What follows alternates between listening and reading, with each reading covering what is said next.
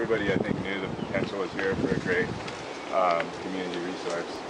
But it was a lofty goal to raise that much money to purchase it. And initially, the landowner wasn't very responsive to the land trust efforts to reach out and connect with them. And so, when did those efforts start?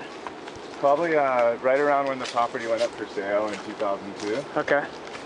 And so as North Shore Community Land Trust was building a group of partners, you know, that all wanted to protect this, amongst other community organizations within the surfing community, you know, the surfing industry was highly supportive of the goal. The landowner initially wasn't really responding to inquiries, and so what was really cool is in 2005, one of our community members, you know, who had grown real successful in the music industry, Jack Johnson, was touring in Japan, in Tokyo. And so the Surfrider Foundation Hawaii got in touch with the Surfrider Foundation Japan, and Surfrider Foundation Japan knew someone in the corporate headquarters of Obayashi in Tokyo. Yeah.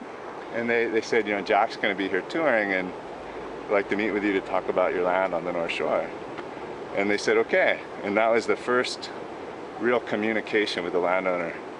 And then from that point forward, they were willing to consider the community as a potential purchaser of this property. Huh. And so it's all about who you know. Yeah, the dialogue began, and then I think it was something that it was more of a certain outcome. And so when there's certainty, there's more willingness to invest in it. Yeah. And ultimately, you know, over $1 million in private funds came in. A lot of that coming from the surfing industry, and others who had their various connections to the area.